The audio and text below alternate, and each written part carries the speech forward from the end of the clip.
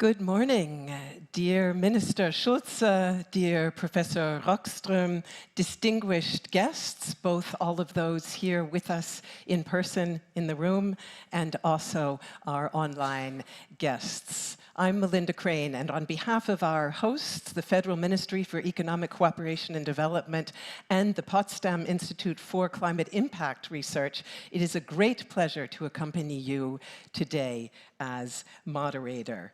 And we are now in the second edition of the Berlin Insight series on climate change and development.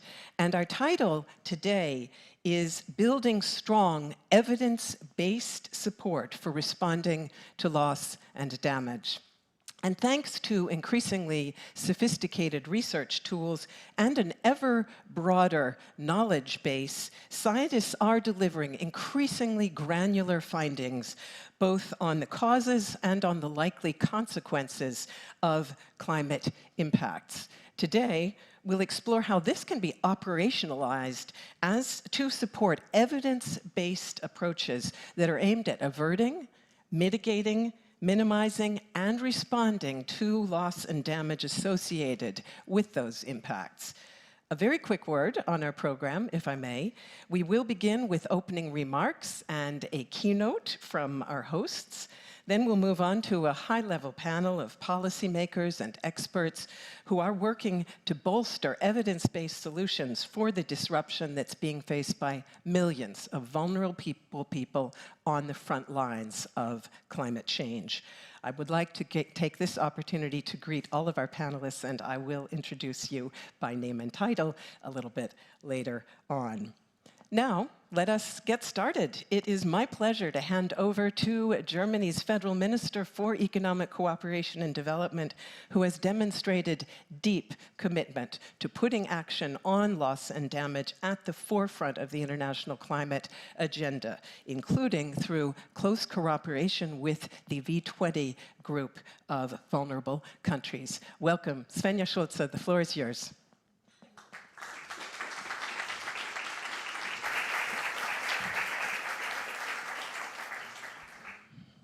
Excellencies, Professor Rockström, ladies and gentlemen, it's a pleasure to have you all here for this important discussion.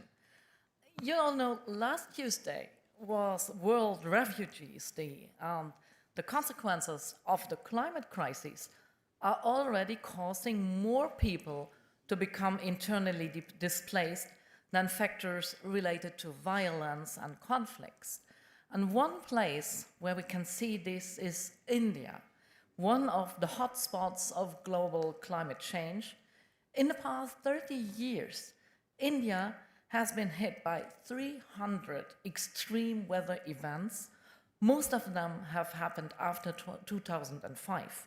And for example, people living in Sundarbans, the world's largest mangrove forest, which is located in the Ganges Delta, I've experienced more and more frequent cyclones.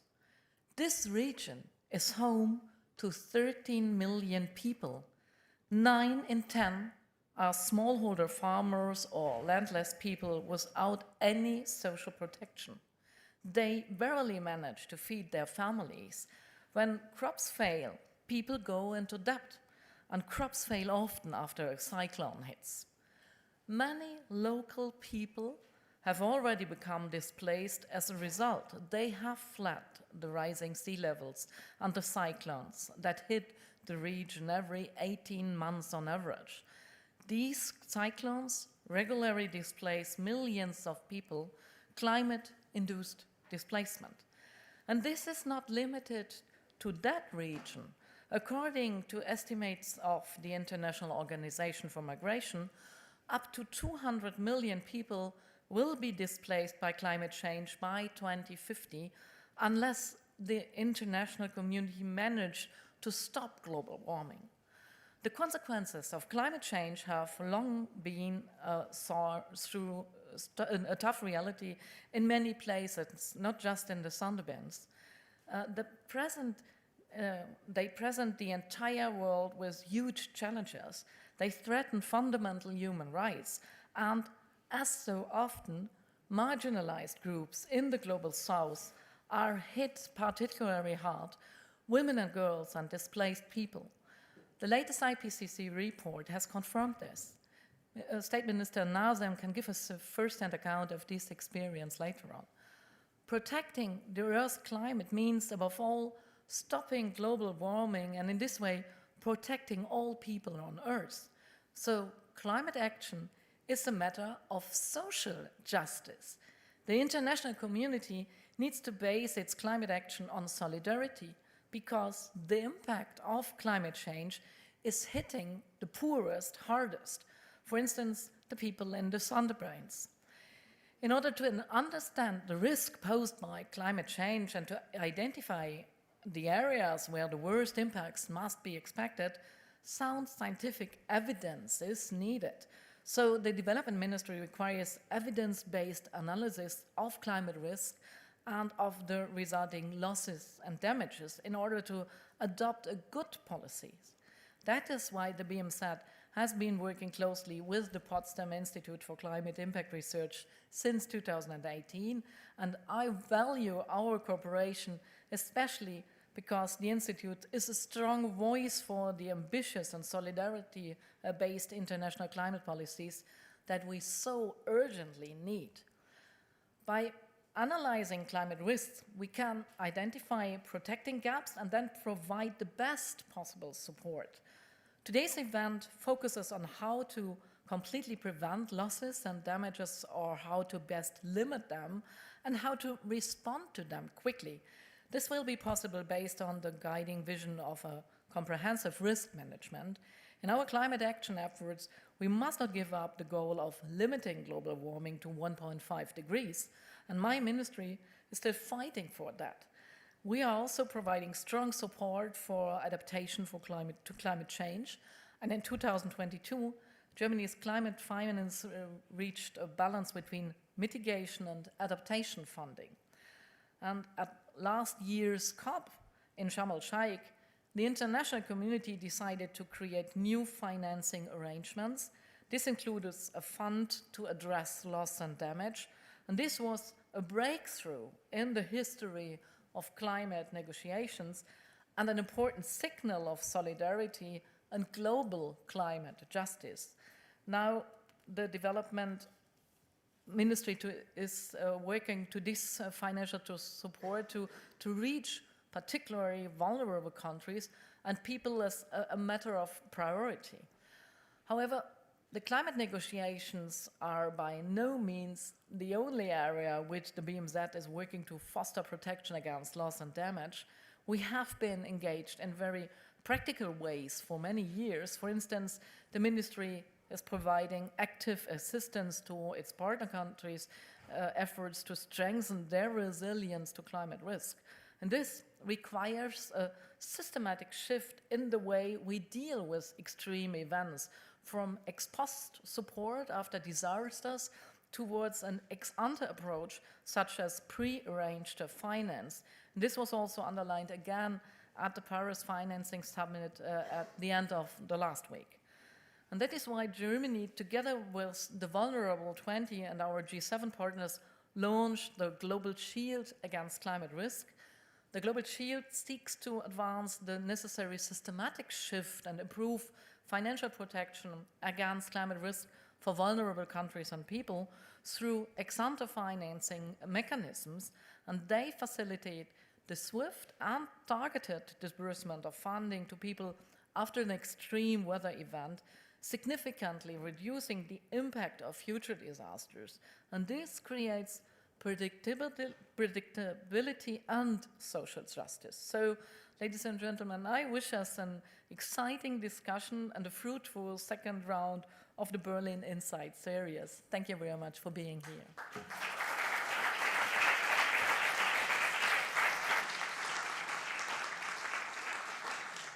Thank you very much, dear Minister Schulz, and we will take those messages with us into our high-level panel discussion shortly. How do we determine what is a safe operating space for human activity?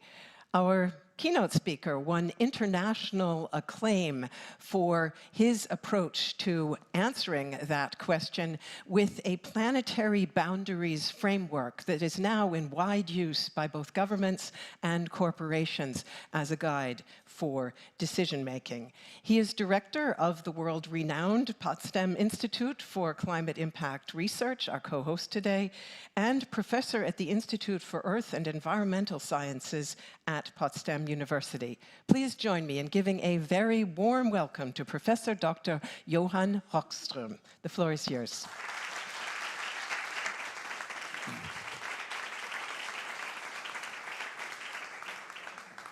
Thanks, Melinda, and Minister Svenja Schulze, colleagues, friends. What I want to do here in the next 10 minutes is just to give you a scientific update, connecting the scientific evidence that we are at risk of destabilizing the state and resilience of the whole Earth system, what I would call the ultimate definition of justice, the right to have a livable Earth system for livelihoods and development, but how this connects to the discussions today on mitigation, adaptation, resilience building, and loss and damage. Kind of trying to really connect the dots on Earth system stability and the agenda that we're facing today.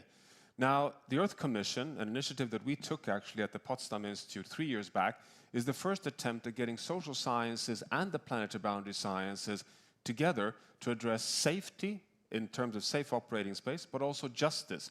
So we took the planetary boundary science, the Earth system evidence that in the depth of the Anthropocene, we must now be stewards of the whole planet to have any chance of lifting people out of poverty, reaching the Sustainable Development Goals, or having any chance of managing loss and damage challenges we are already in the midst of in the climate crisis.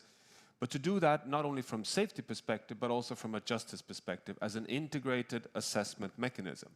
So we chose 5 of the 9 planetary boundaries: climate change, biodiversity, freshwater use, but of course also the biogeochemical flows of nitrogen and phosphorus, and air pollution, and updated scientifically the safe boundaries.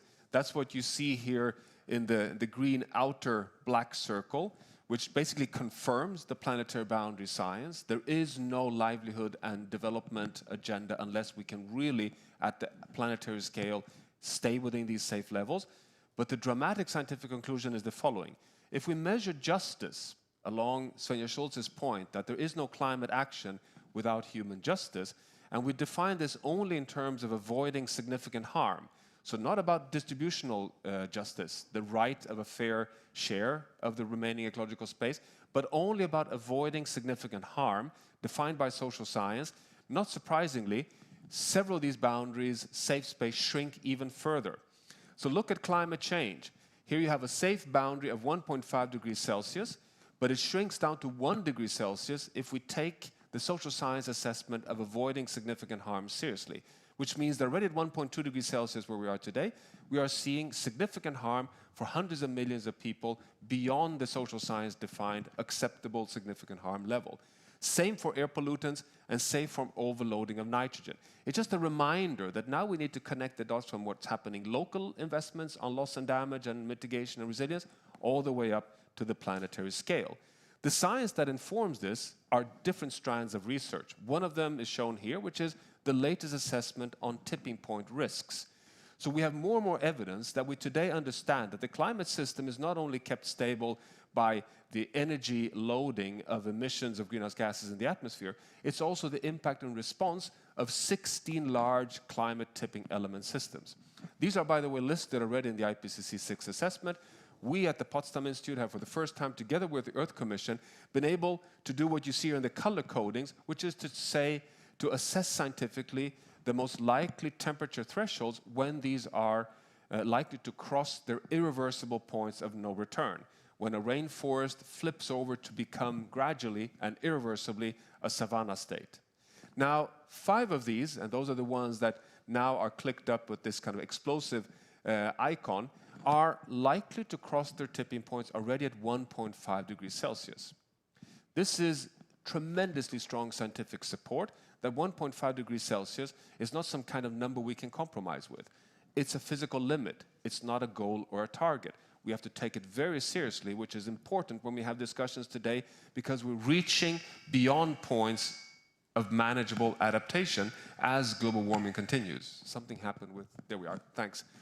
Among these 5, you have the Greenland ice sheet, the West Antarctic ice sheet, 10-meter sea level rise together if we would cross a tipping point, all the boreal permafrost, abrupt thawing and loss of methane and carbon, but also loss of tropical coral reef systems, which is, as you know, livelihoods to over 500 million people. So very, very significant loss and damage risks if we would allow ourselves to go beyond this point.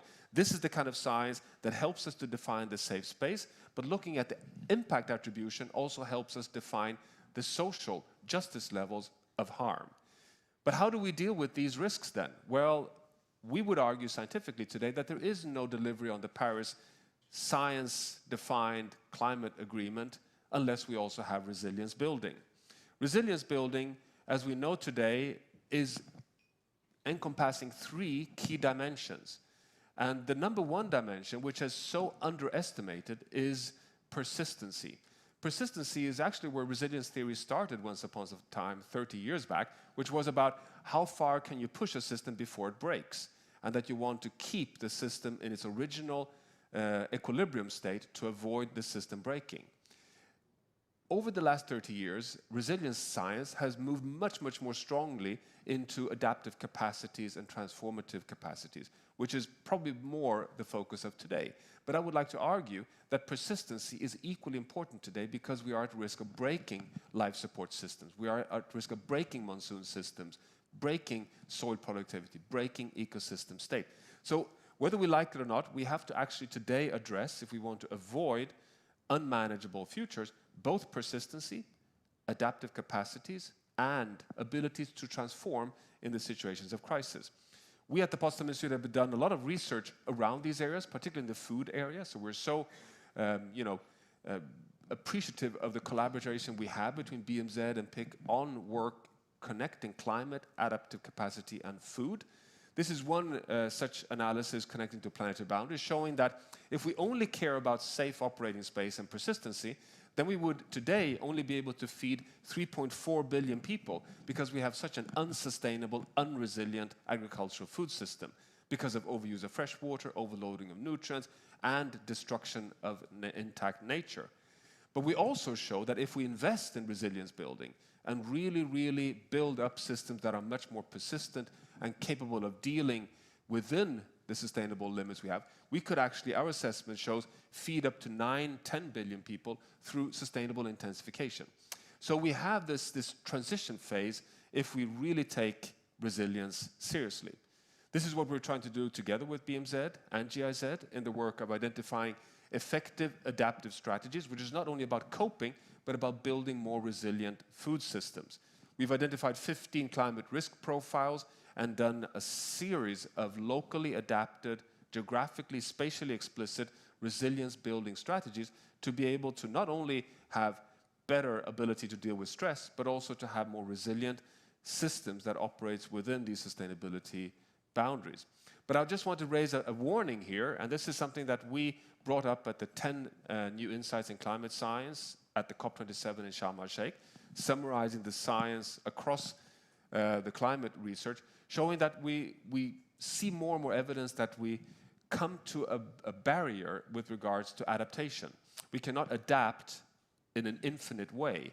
In fact, we have more and more theoretical evidence. We need more empirical research here, showing that as intensities of extreme events increase, the x-axis, and as the frequency also increases, we have stronger and more frequent droughts, floods, heat waves.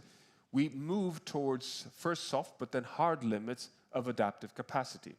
Social systems can also break, and this leads to displacement, migration, and potentially reinforcing as threat amplifiers conflict. This is an area that we need to really bring with us also in the discussions on loss and damage, because the loss and damage agenda, while being so important, and the breakthroughs at the Sharm el-Sheikh COP27 are fundamental, but how do we operationalize it? And how do we, I think, at all costs try to avoid loss and damage? Because what we're seeing increasingly is that, you know, if we can stay on the left-hand side of investing in resilience building, adaptive capacity, and mitigation, then we can avoid loss and damage, both currently, but also in the future. But as soon as we move towards the right-hand side of this conceptual graph, again from the 10 new insights in climate science, we have major investment requirements on insurance, social protection, humanitarian actions just increasing, which is something that is very reactive and very expensive and not very human, and also repairing systems that are breaking down. So seeing the integration between loss and damage, adaptive capacity and mitigation, I think is today absolutely a necessity, because we don't want to move too far into the unmanageable frame of adaptive capacity, which makes loss and damage very difficult to manage. But of course, we also need to recognize that loss and damage is not only about monetary values, it's also about recognizing what happens with intrinsic values, what happens with identity, with health, with lives, with cultural heritage. We published a paper quite recently at the Potsdam Institute showing that after an extreme event, when villages lose their livelihoods, children are picked out of school, it's very difficult for communities then to rebuild on the long term, because it's very difficult to get their children back into school, which of course can have generational impact of one extreme event. But we're also seeing more and more science helping us here of how can we operationalize loss and damage when compensation is actually justified. Like, for example, during the Pakistan 2022 disastrous floods, putting 1/3 of the country underwater, affecting over 2,000 people losing their lives, affecting 30% of the population. How can we handle this? Well, one step, of course, is required to have a scientific attribution work, like, for example, the World Weather Attribution work, but also impact attribution, so we can agree on a methodology of how to assess when compensation is justified. This requires much more research. We're doing some of that impact attribution research, not only taking attribution of whether an extreme event is caused by human-induced global warming, like a flood or a drought or a heat wave, but also what are the impacts of this in terms of, in this case, for example, maize yields in Southern Africa and Argentina, where we see different impacts. It can, say, go in both directions. This just shows the complexity, but the need, I would argue, to embrace complexity in our work on loss and damage. So to close, just to leave this into the discussions, there's no doubt in my mind that we need to act integrated across the whole sphere of mitigation and resilience building to avoid unmanageable adaptation and therefore also escalating loss and damage. Well, at the same time, we unavoidably need to have a bridge between the climate science on attribution to be able to help policymakers, governments, to be able to handle loss and damage in a humane and just way. Climate action is about justice, ultimately, and how do we handle this in a scientifically robust way so that the human dimensions can be handled in a way that feels fair for all countries in the world. So this discussion today is fundamental, and science is really trying to make all the progress we can, but there's much to be done. Thank you very much.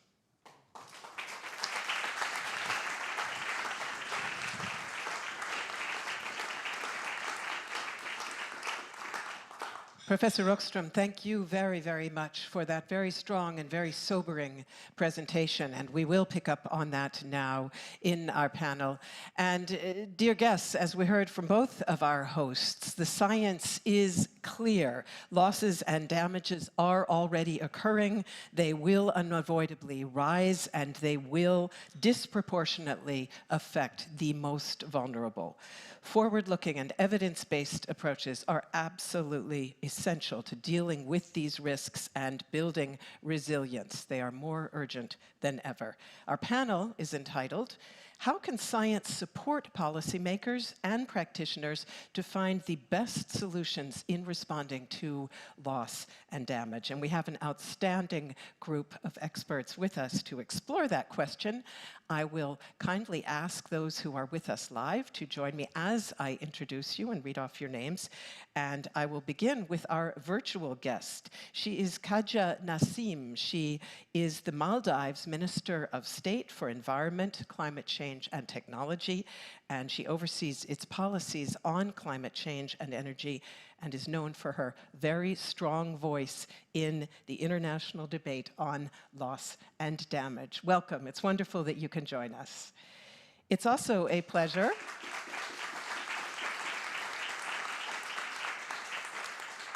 It's also a great pleasure to introduce Dr. Christoph Gornot. He leads the working group on agriculture system adaptation at the Potsdam Institute for Climate Impact Research, and he also serves as professor at the University of Kassel in the Department of Agro-Ecosystem Analysis and Monitoring. Welcome, and you may take that chair right there.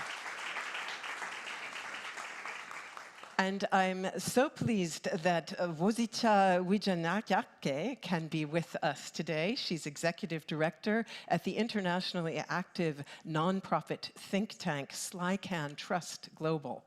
She's an attorney specialized in public international law in the fields of environment, human rights, and migration, and she works with numerous international bodies, including UN agencies. Welcome to you. Great to have you with us. Also joining us is Niels Holm Nielsen. He is head of the Global Facility for Disaster Reduction and Recovery, GFD, a multi-donor partnership that is managed by the World Bank and that supports risk management projects worldwide. He serves as the World Bank Group's technical lead for resilience. Welcome. Great that you could join us. Abner Tachiwa Asamoah Ochiere is technical advisor in Ghana's office, the Office of Ghana's Minister of Finance. She coordinates the ministry's SDG delivery efforts and is the principal focal person for the ministry's activity as chair of the Climate Vulnerable Forum and the V20. Thank you so much for being here. So, dear panelists, I will just give my brief timekeeping reminder that we are very eager to try to maximize interaction also later on with the audience. Therefore, I would be very grateful if you would keep your responses to 3 minutes or under. I know it's a big ask, but that will enable us to be a little bit more interactive. And I'd like to start out with an interview and go first of all to Minister of State Nassim. The IPCC's latest report clearly states that losses and damages have already disproportionately affected small islands and will continue to do so in future. So tell us a little bit about the most urgent challenges that you in the Maldives are currently facing in this respect and how your government is tackling them. Thank you so much. I hope you can hear me clearly. We hear you well. Thank you. Good afternoon, Excellencies, ladies and gentlemen. And I'd just very quickly like to thank Her Excellency Svenja, co-host Professor Dr. Rockström, for inviting the Maldives to be part of the event. And I'm really glad to be part of this distinguished panel. So, as you know, the Maldives is one of the most vulnerable countries to climate change. And our islands are made on top of coral reefs. So the marine life in our ocean sustains us. The reefs protect us, they provide food, they give us income. And when the reefs die, the Maldives will cease to exist. And the seas are getting hotter and hotter every day. And scientists are already warning about the El Nino this year. And in 2016, during the last El Nino, nearly 75% of our reefs were bleached. So our islands are suffering from coastal erosion because of increased wave energy. They're dying because of hotter sea temperatures, and there's flooding like we've never experienced before. And this is only the world at 1.1 degrees, so we can barely cope with that. And the IPCC is very clear that we have to cut down the global greenhouse gas emissions to peak before 2025 at the latest and be reduced by 43%. So to put things in perspective, 2030 is 7 short years, or in more alarming terms, it is only 78 months from now. So a world beyond 1.5 will not be kind to us. So we have been doing what we can. We're building coastal protection infrastructure in our islands. We're developing desalination plants and flood mitigation measures. We're rapidly transitioning to an economy fueled by sunshine. We're phasing out single-use plastics. We have the world's 3% of coral reefs, and we have already protected 13% of our reef area.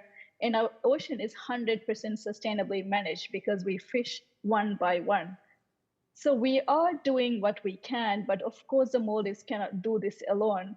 And this is why the Maldives has also proposed a mosaic approach to loss and damage, which would include solutions that are not limited to just a new fit for purpose fund for extreme and slow onset events, but it would include things like the parametric disaster relief and rehabilitation regime, a financial stabilization, including in the form of SDRs, and also a process for addressing the most complex and difficult issue of displacement and non-economic losses.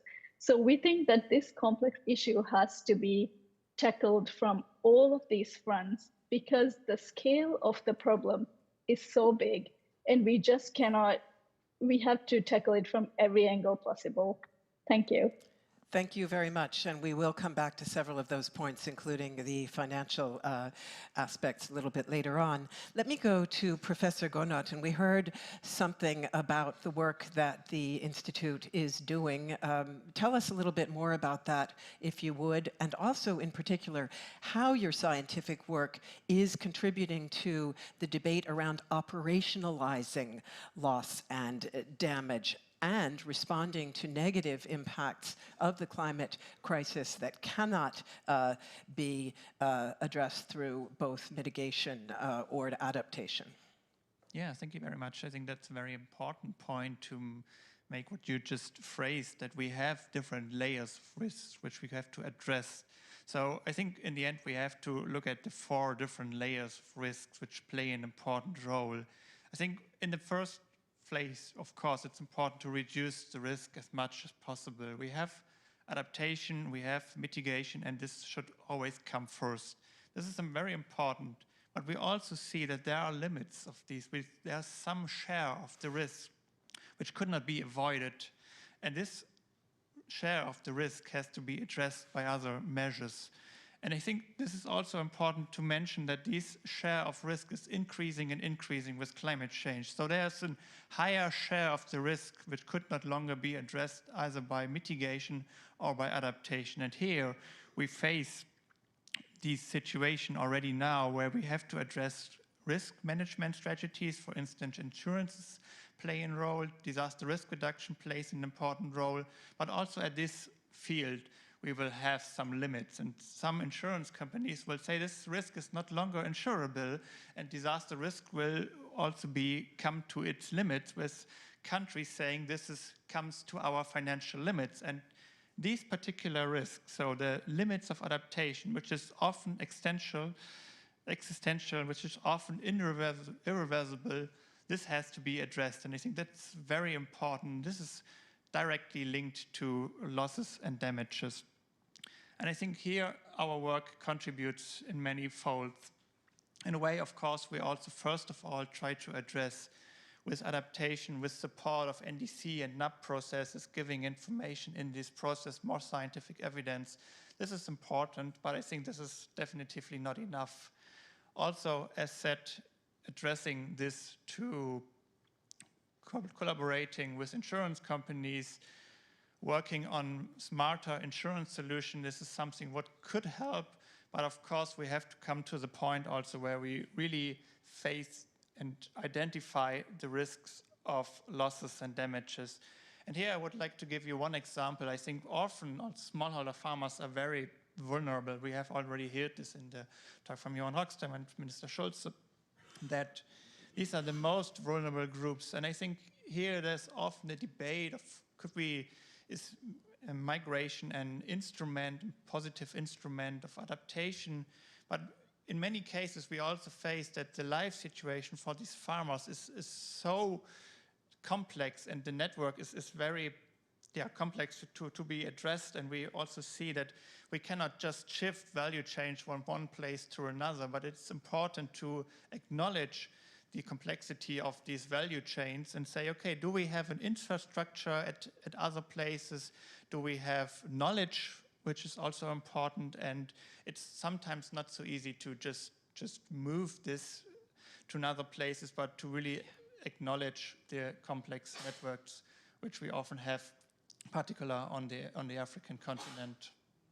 Thank you very much for that. Let me go over to Ms. Wijanakea, and you have worked extensively with the UNFCCC on adaptation and loss and damage issues. So share with us, if you would please, which scientific approaches you consider most relevant in practice when it comes to fostering especially the resilience of vulnerable groups, and why.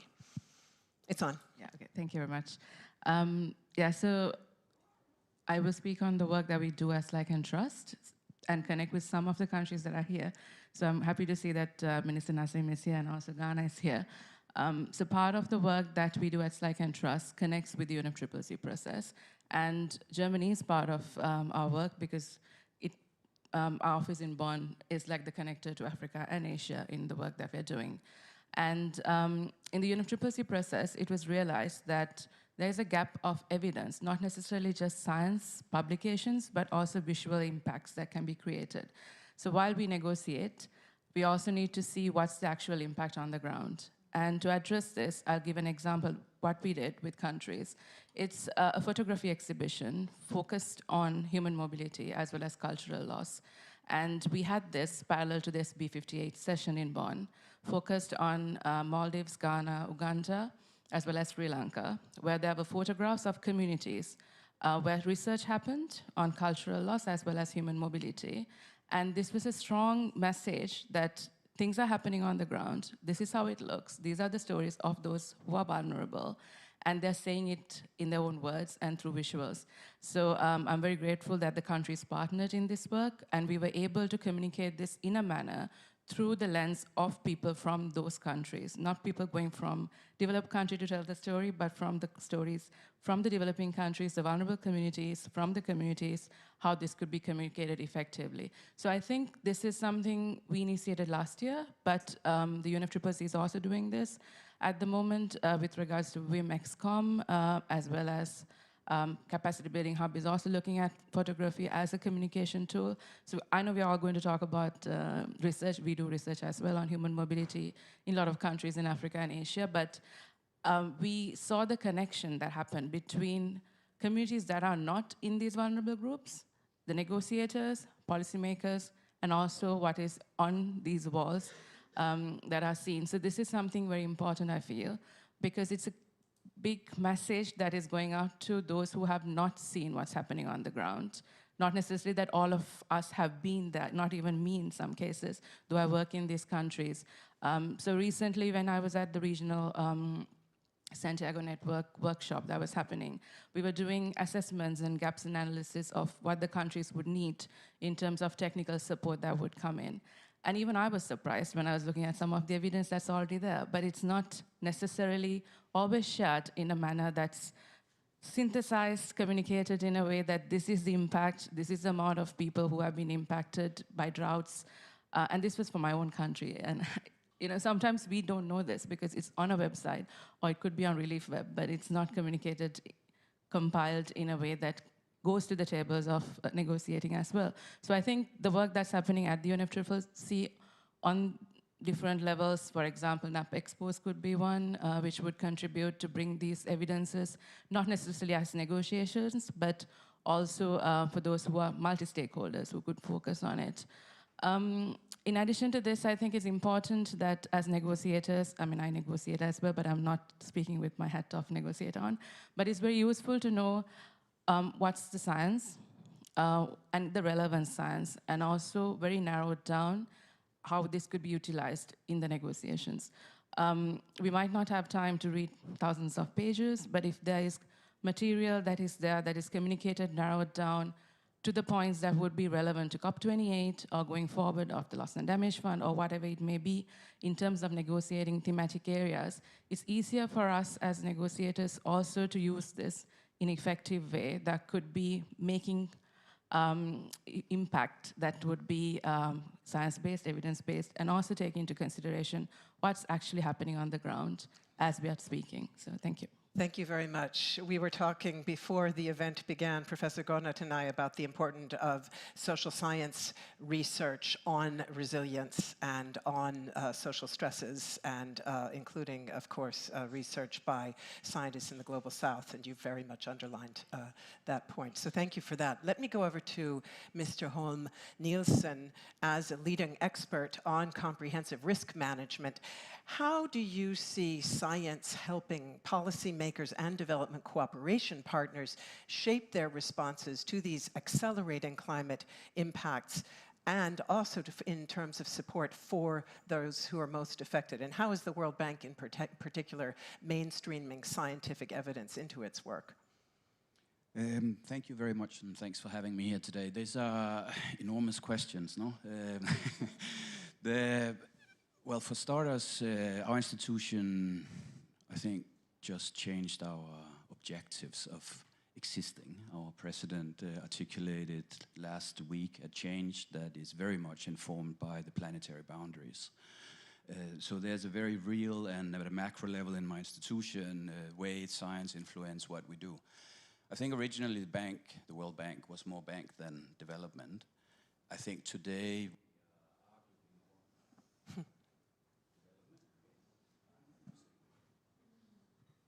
here we go again.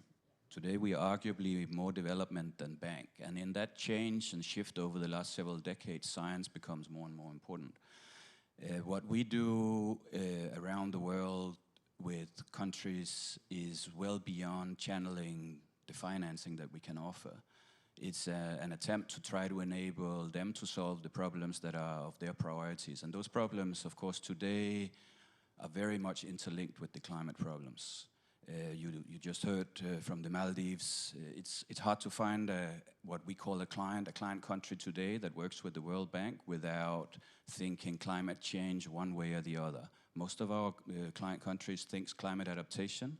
That is really the main issue that they're dealing with. But of course, we're very much involved in just transition on the energy side. And I think here it's important for me to stress a few or repeat a few things I heard in terms of the integrated approach and the requirement of the integrated approach. I myself is a disaster risk management professional, so I come with all of those biases. And that means that I understand the world in terms of vulnerability, hazards, and exposure. And on the hazards where the climate is changing, we heard from the professor earlier what the tipping points will mean. And the tipping points, of course, will be of enormous impact for the world, and hopefully we can avoid most of that. But in development today, and if we can avoid those tipping points, most of the delta, most of the changes happen around the exposure and happen around vulnerability. And that has everything to do with how societies are developing, and that has everything to do with the risk reduction side of the equation.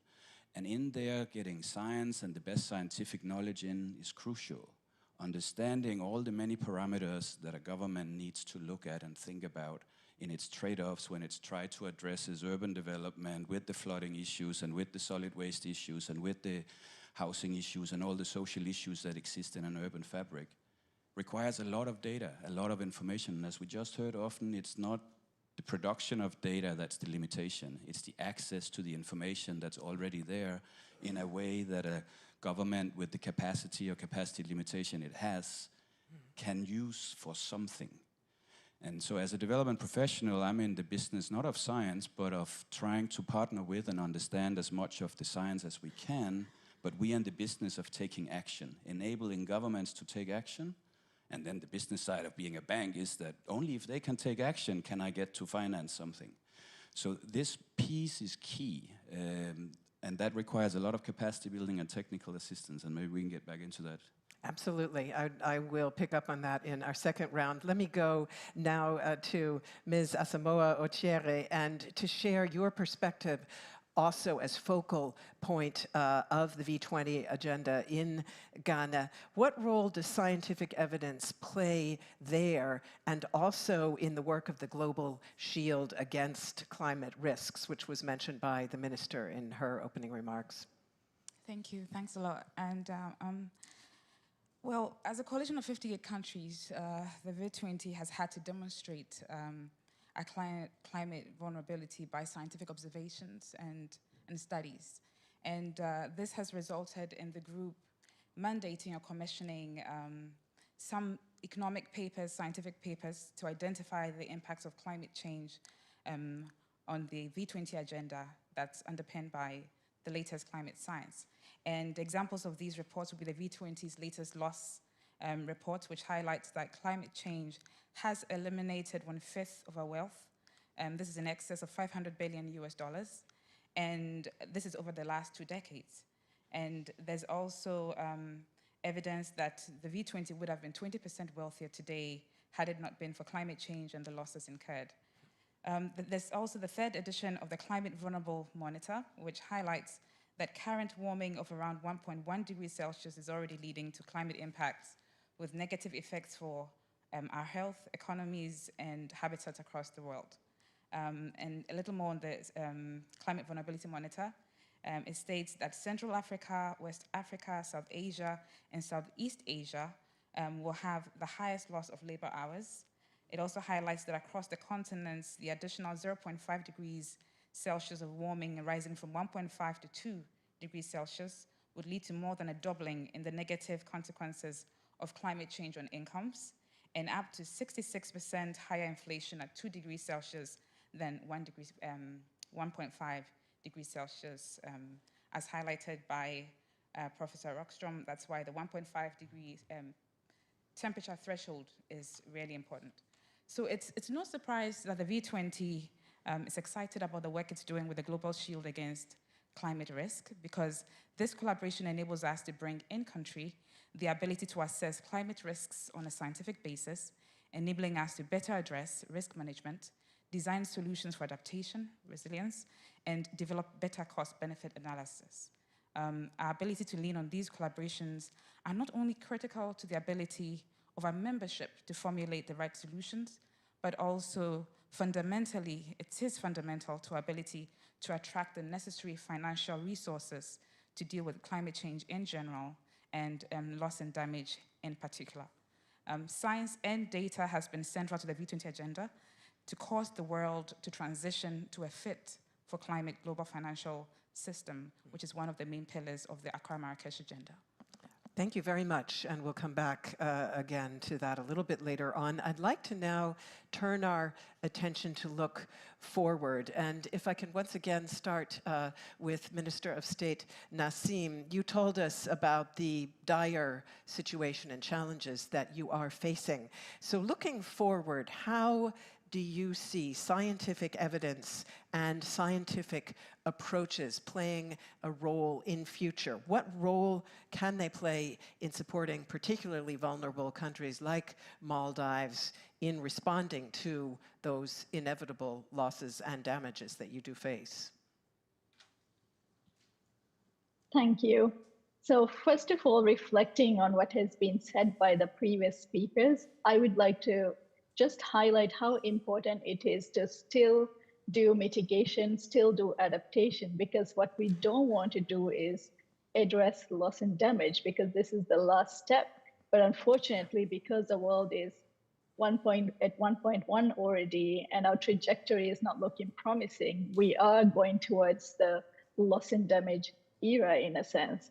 So for instance, in the Maldives, as a state minister, every week we'll have island councils come and they'll be requesting for coastal protection, or they'll be like, okay, we have put a harbor a few years ago, but this area is, the whole harbor is getting destroyed, and that area of the island is now not usable anymore. And what's happening is oftentimes when we're in government and you try to fit the long-term agendas of climate change into 5-year political cycles, sometimes with the donor restrictions, our budgetary constraints, and for political decisions, you take decisions that lead to maladaptation at times. And of course, we would be saving ourselves more if we had access to the right data, if we had access to the best designs, if we had localized predictions of what the IPCC graphs and what the IPCC charts mean in the context of Maldives. we would be able to plan better, and we would be able to take better adaptive measures, and we would be understanding our surroundings better to make the right policies and to do the right projects, so that we are engaging in transformational adaptation, which would in the future be able to better access losses and damages. So this is one area that the Maldives is very much focused on, because what is different in a water crisis in Norway versus a water crisis in the Maldives is our adaptive capacities and our ability to respond. It's our access to technologies, it's our access to science, it's our access to resources that hinder us. So we believe in the collective action, we believe in the support, we believe in the capabilities, and we believe in transformation. So for this reason, the government is already engaging in a lot of areas where we are trying to understand our reefs better. For instance, we are doing a natural capital accounting system work based on one atoll at the moment, so that we know when we're protecting this area that these are the species that are most critical, that this is what's at stake. So we also encourage new technologies to be tested in the Maldives. We want to use remote sensors to monitor our reefs. We want to use the latest technologies, and we just want to ensure that we are taking the right decisions, because time is of essence here. So I believe that we are moving in the right direction, but of course, as a country that's heavily in debt with limited fiscal capacities, being a high middle income country, it poses its own challenges. However, looking forward, I truly believe that we are going in the right direction in terms of doing transformative adaptation and to minimize our losses and damages by investing in the things I just mentioned before. Thank you. May I ask very briefly in follow-up, but just if you would, a super short response, because we will be talking a little bit later about capacity support. And you mentioned working with local communities also to get data and evidence. Is this mostly, when you talk about access to data and information, a question of availability, or is there also a capacity aspect to that? It is both. So for instance, we really, for instance, when we're trying to access international donor finance, sometimes we get asked for data that goes back 30 years, or from a particular spot or from a particular island. And of course, we don't have, even our university is 15 years old, and so we don't have data that goes way back, but we also need more people trained to use the data and to make sense of it and to apply it. So it is two-pronged. Thank you very much. Thank you. Professor Gonat, looking forward, two questions in regard to the work that you're doing. Gaps. Where do you see lacuna in the data that need to be filled in order to enhance efforts to avert and mitigate, as well as respond to losses and damage? And secondly, emerging research, what you think is particularly promising in this connection? Yeah, thank you very much for this question. I think you have also seen the overview from Professor Rockström on the research that's ongoing at PIC. And I think this is also, I wanted to focus a bit on the last piece, so the attribution science. I think this is something what is very new, and this is very novel, because meanwhile there's more and more computer power which allows this, and there's also more and more knowledge and new methods which allow this. So the quantification of climate change in the intensity and the likelihood that has increased in a specific event, or in simple words, the footprint of climate change in single events. I think this is something what is more and more at the stake of scientific research. And these attribution can be used in many folds. So I think it's important to disentangle also the different drivers of impacts. That's also where it is mainly used. But it's also important to avoid over and underestimation of climate change impacts. I think we have seen this in some countries, in Madagascar, for instance, or in Pakistan, where there was some debate of what is the share of an extreme event, of the flood, of the food insecurity crisis. Was this purely by climate change? Was this driven by other factors? And I think there's a lot of debate when there's some crisis like this going on. And I think it's important to put evidence on this and to put information on, is this really climate change, and to what degree is this important? It's important also we have heard this already, to avoid maladaptation and to make more meaningful decisions in a way that informing also adaptation and mitigation decisions. So I think in all cases, these attributional science is helpful and needed. And I think most important, it is also needed to have more efficient distribution systems of, in all cases, scarce financial resources. So when we talk about loss and damage funds, I think we will definitively face the situation that we have scarce financial resources, and we have to allocate them, and we need mechanisms to know to which regions, to which countries these funds should be allocated. And it's not to put the burden of proof to the countries that they have to know all these to get access to these funds. This is not the intention, but the intention is, of course, that we need information to work in the best way with these scarce resources. And I think this is also the mandate which we have from the international climate negotiations. And it's also important that we allocate these funds as best as possible, and also have use other options which we have, for instance, also the use of pure development projects which should not get access to climate funds in this way. Mm-hmm. Thank you very much. Let me ask about current gaps in knowledge also to you, Ms. Wijenyanakaya. Also in connection with the recent meeting of the UNFCCC subsidiary bodies in Bonn, and what kind of takeaways you can share with us regarding current gaps in knowledge that were part of the debate there in connection with responses on loss and damage. How about this one? Try that. No worries. Thank you very much. So I think I answered this question with separate hats on. First one with like and trust hat on. I think one thing that's being visible is that when we speak to countries, there are a lot of things that are happening in countries, but these are not demonstrated in negotiations sometimes effectively. So, for example, I would like to quote Sri Lanka's experience on crop insurance, which has been there for over 60 years, which is a very good example, which is run by public finance, where we don't have enough funding to continue sometimes, but we still do it. And everyone is covered in different levels, not necessarily just crop insurance, but when it comes to resettlement as well.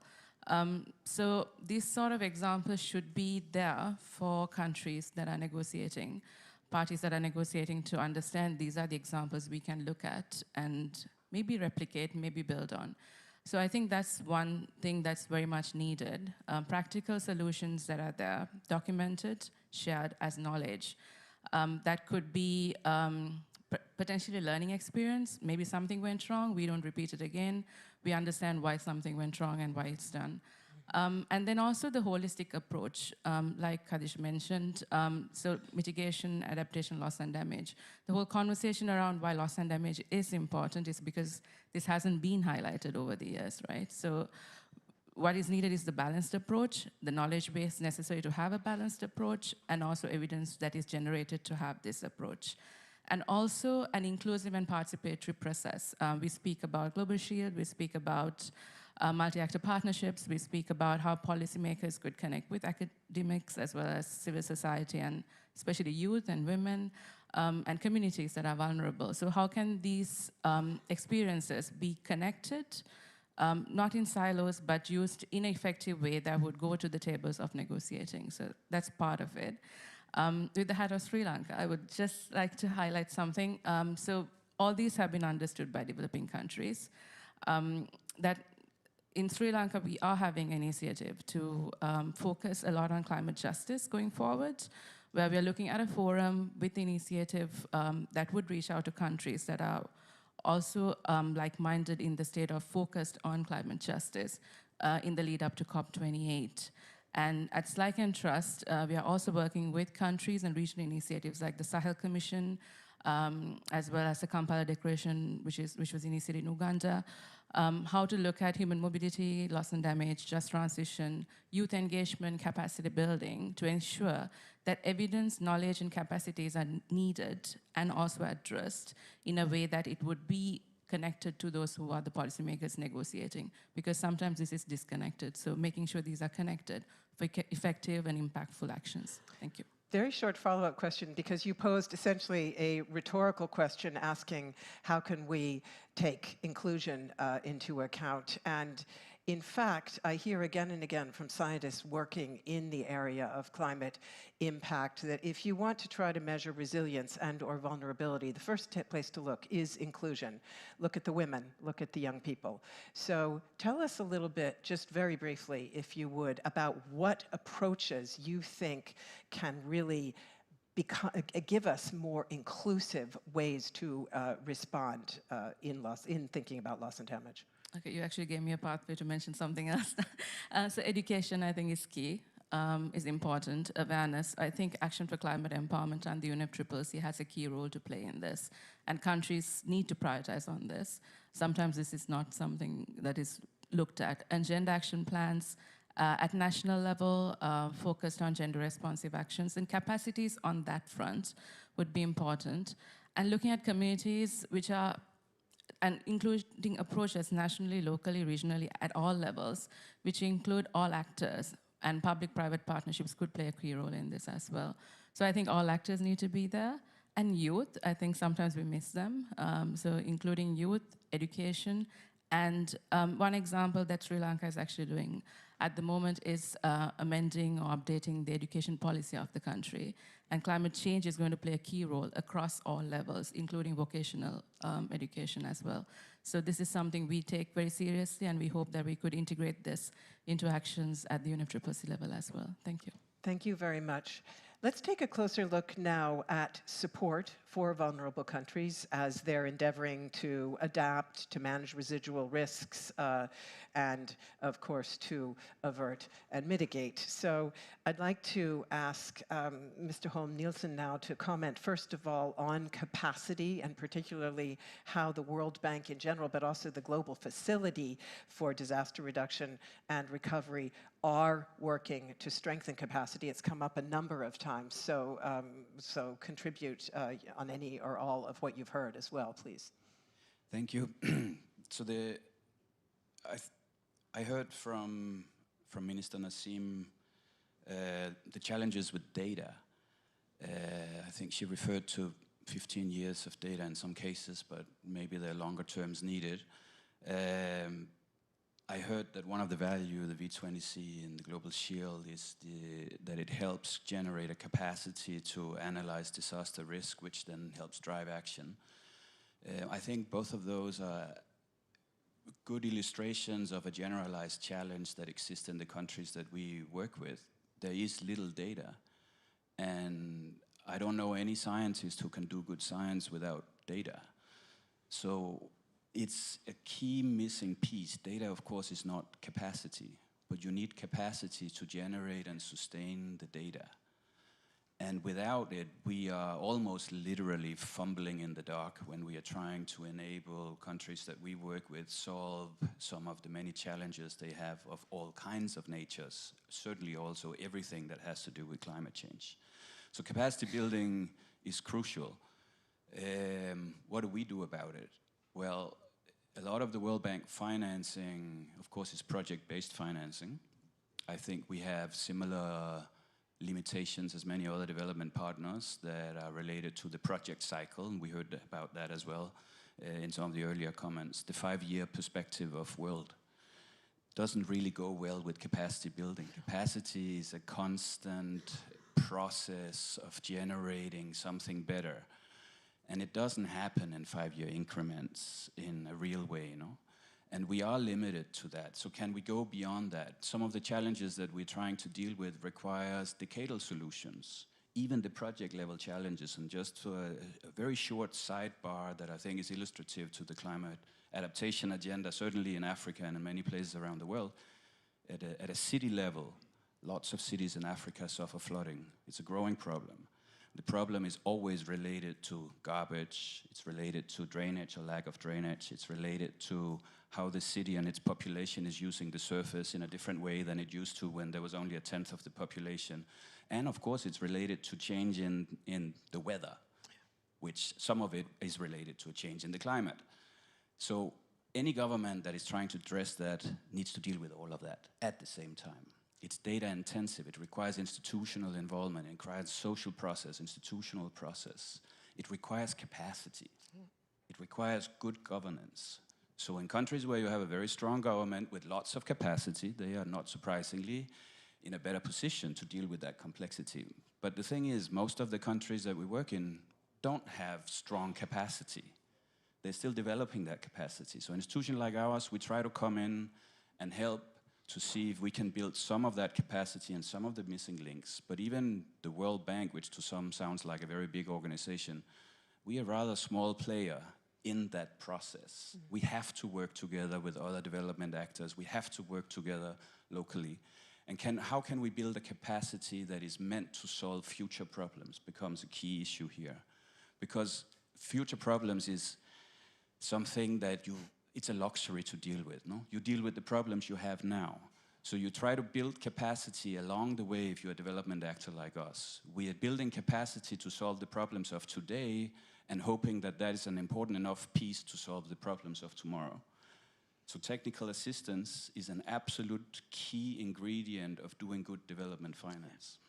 Thank you. And let's pick up on the finance part now. And I'm going to request a brief answer, if you would, to what is a huge question and could be the subject of an entire separate event. But just to touch on it now, international financial support, which overall falls very far short of what vulnerable countries need, both to avert, to mitigate, to adapt, and to deal with residual risks. So the World Bank announced at last week's Paris summit the comprehensive toolkit to support countries after natural disasters, which of course is that last piece, that loss and damage piece. How do you see that playing out in helping countries manage the financial impact of loss and damage when it can't be averted? Well, I think what our institutional president announced last week is he's saying that we will work even harder to become more responsive and a nimbler organization, be faster at responding and addressing some of the questions. Some of that involves capacity. The preparedness side, one of the pieces of his announcement, is about our capacity and intent to work better at building preparedness among the countries that we are serving. Others relate to our ability to use our financial tools and instruments in a faster and in some cases more flexible way to address some of the shocks that come. But as we heard earlier, the shocks is ideally the last thing we deal with. The risk reduction is key. And most of what the World Bank does and continues to do has everything to do with the risk reduction side of the equation. But we do have tools, we have financial instruments, we operate in the private capital markets, and these tools for some of our clients are helpful tools to manage the financial variability that happens ideally on the edges, but unfortunately for many is really the core part of the challenge of development. Thank you very much. Let me go over now to Ms. Asamoah Okiere, and as I mentioned, the existing flows do fall far short of what vulnerable countries need. There are instruments and mechanisms out there. Some of them have been mentioned in our discussion so far. How are you working to integrate those into domestic policy within the Ministry of Finance, but of course overall in the Ghanaian government? All right, thank you. Well, I'd like to start with the fact that we do have climate-focused budgeting taking place. For example, so we track the SDGs for Goal 13. We spent, for example, in 2022, 833 million Ghana cedis. keeping track of what we've spent gives us a sense of where we are and where we ought to be going. I would like to also highlight what we're doing on the Global Shield in detail, because this is one of the main initiatives on addressing the impacts of climate change. And we're looking at closing the 98 protection gap that you find amongst the climate vulnerable countries. And one of the exciting things about the Global Shield is the pre-arranged and trigger-based financing, which is difficult for countries like Ghana to do, because you have debt you have to deal with, you have immediate economic challenges you have to deal with, and so putting money aside for what might happen sometimes is almost impossible. Yeah. And so yeah, this is exciting for us, and we're looking at a comprehensive toolbox, we think, that includes insurance, and that also allows us to look at shock resilient social protection, parametric and forecast-based financing, climate resilient debt restructuring, debt payment suspensions or relief, and business liquidity protection. And it's important to note that all of this is being defined at the country level and in collaboration with vulnerable communities and municipalities. Yeah. Thank you. And a second question, if I may, also looking at initiatives like the one mentioned by the Minister in her opening remarks, the COP27 agreement in principle on a new loss and damage fund. Concerns are sometimes raised that more funding for loss and damage could come at the expense of much needed funding for adaptation, for example. Do you share those concerns? I think one selection of words that we're very careful about is the fact that when we talk about loss and damage, we're talking about new financing, which is to say that we do not intend for resources to be diverted from adaptation to loss and damage, but to address both at the same time. Because earlier on, as we prepared for the meeting, there was a little short discussion we had where we talked about the fact that when you talk about loss and damage, you're looking at literally a spectrum, right? There's some things that are lost now that can be recovered, but there are some things that are lost and can never be recovered. Yeah. And therefore, the approach towards finding financing to deal with those two things cannot possibly be the same. We do, however, understand that there is a relationship between loss and damage and adaptation, in the sense that if you invest in resilience and loss and damage, you can minimize the losses and the damages in the future. You can protect the growth in the future. So it's important that they're looked at separately, new financing for both, and not compromise either of them.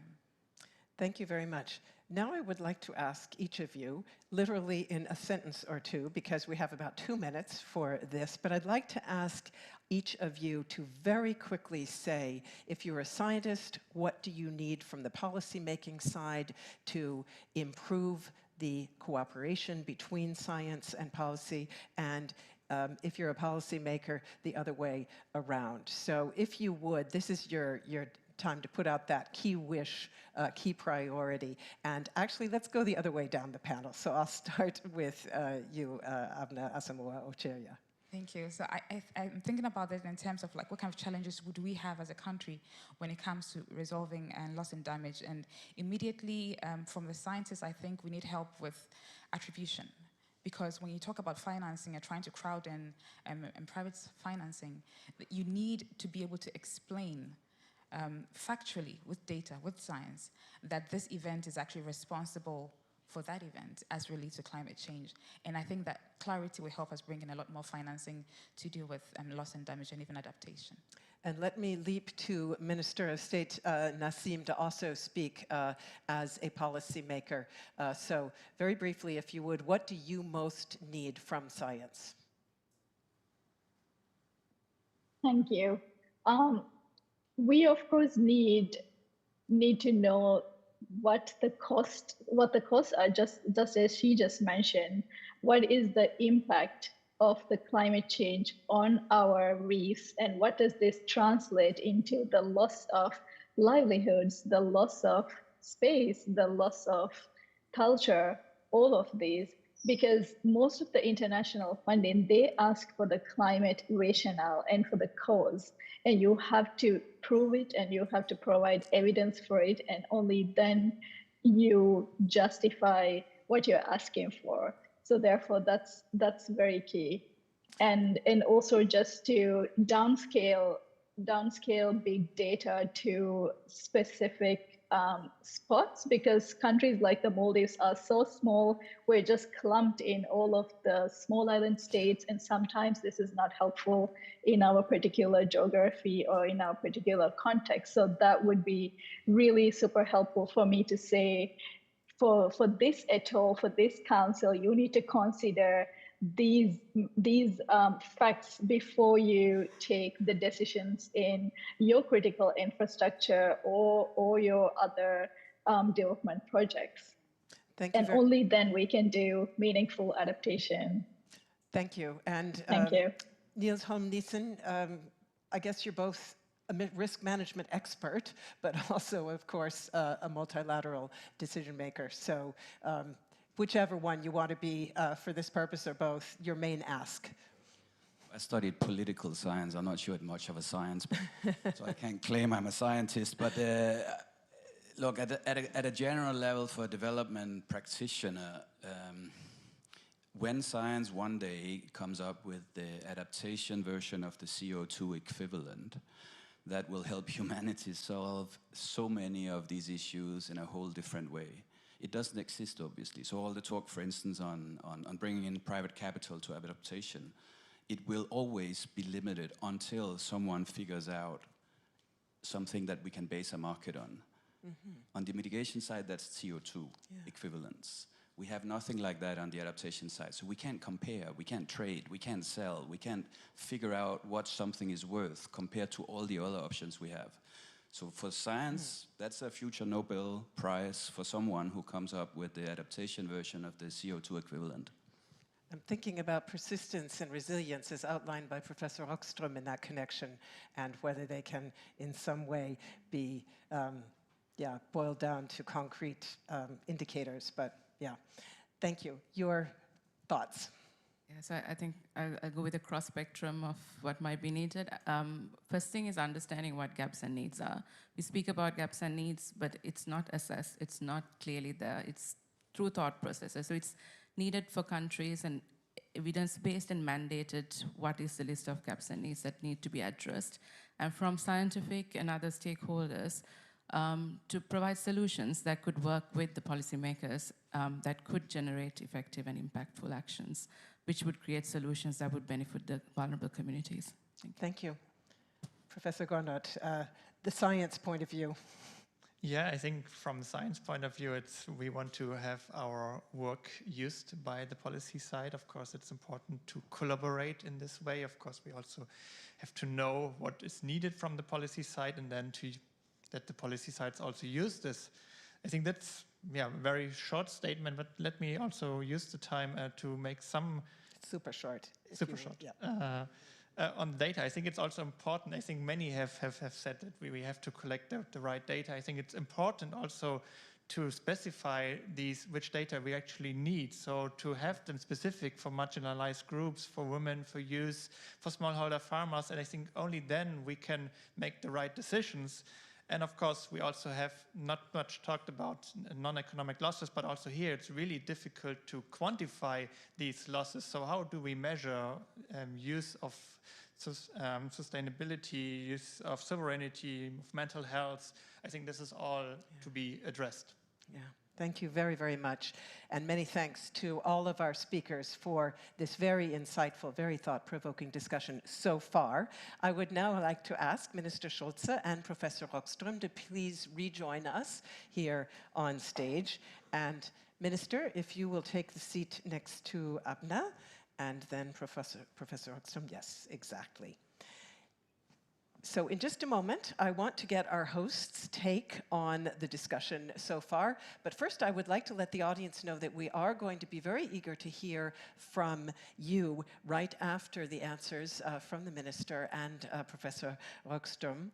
If you are joining us virtually, you can submit your questions now by using our Mentimeter tool, which hopefully you are seeing the login now on your screens, and instructions also on how to pose your question.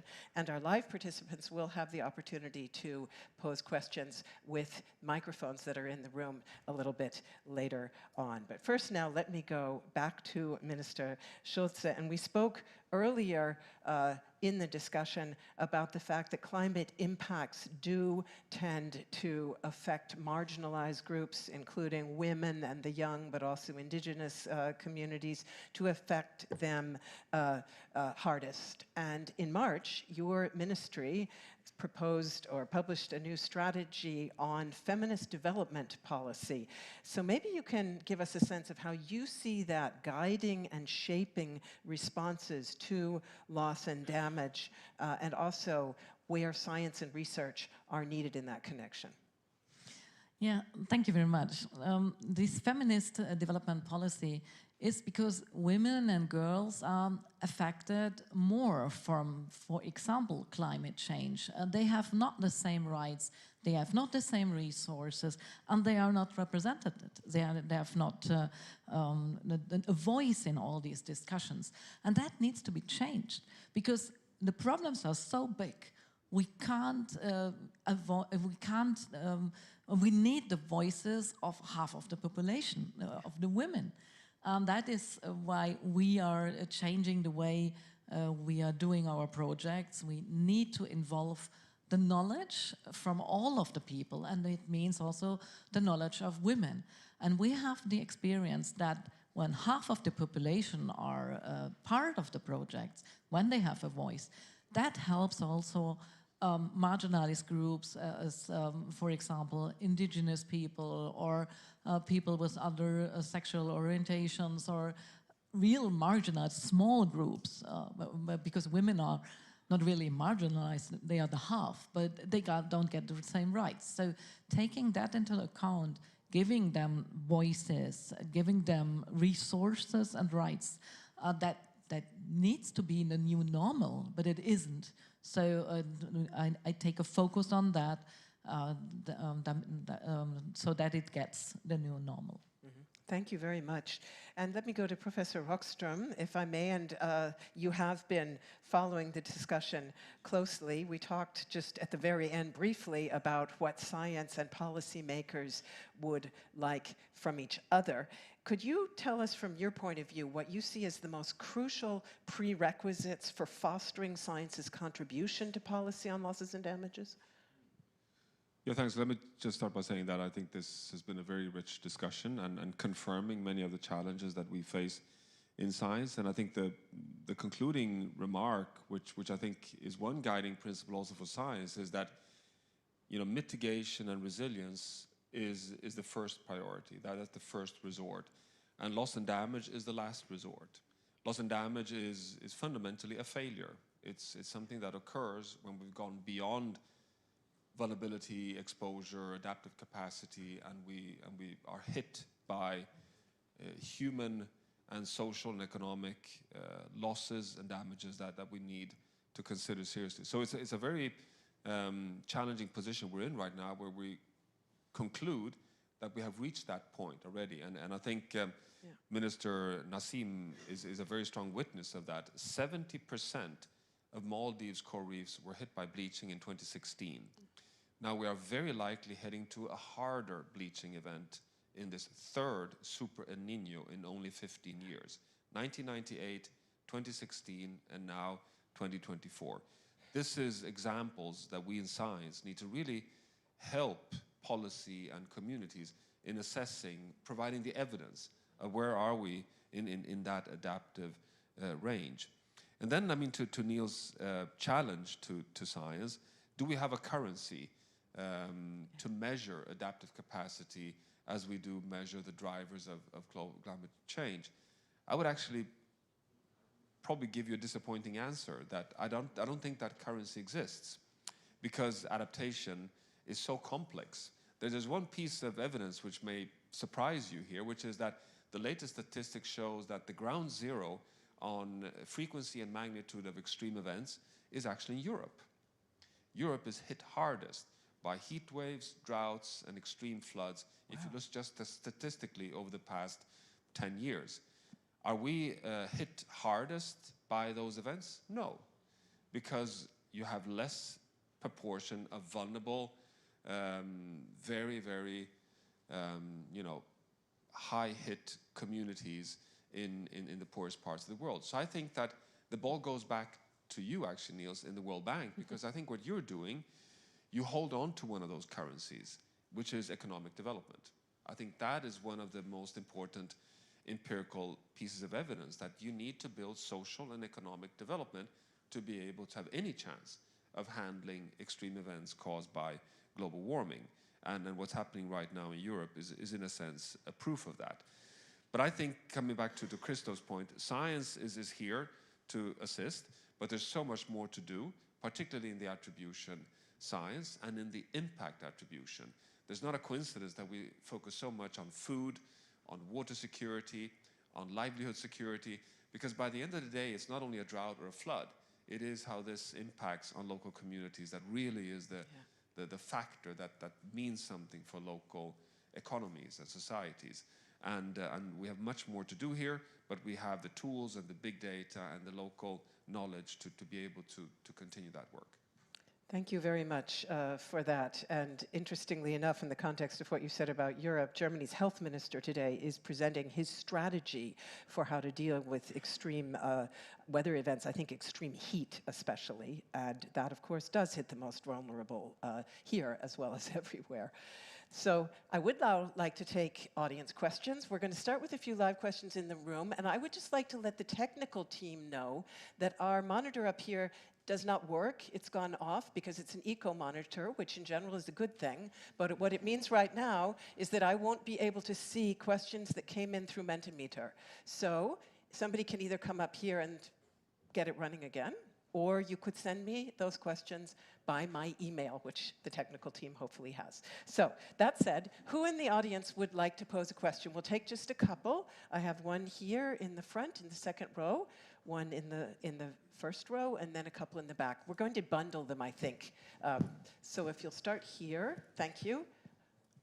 Thank you, and good morning, everybody, and thanks for this wonderful event. My name is Johannes Linn, and I serve as global facilitator of the Systematic Observations Financing Facility, which is based in Geneva. It's a group that has been formed by UN agencies and is now supporting the development of observations for weather and climate, particularly in small islands, developing states, and in least developed countries. My question to the panelists, but especially the scientists, is so we talked about data gaps, we talked about the need of evidence.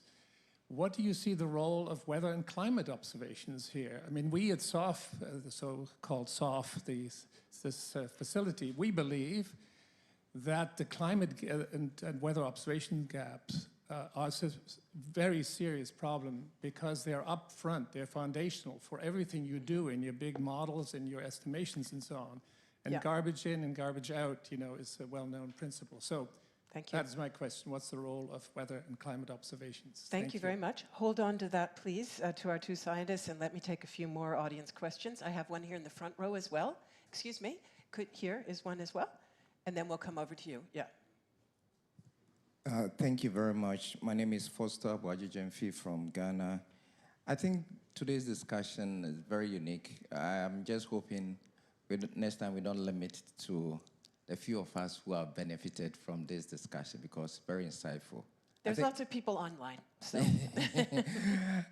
so to move to my question, I think the issue of data, I think, is really revealing to know and also to understand that data is key for science for us to make the decisions in terms of climate financing.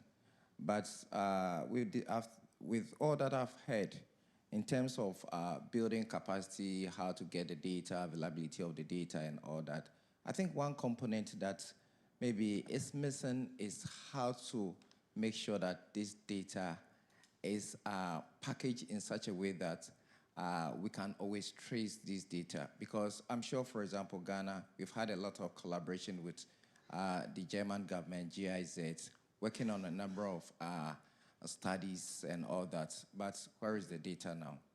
It's nowhere to be found. So I think the major issue is where this data can be stored and be made available. So I think it's very key.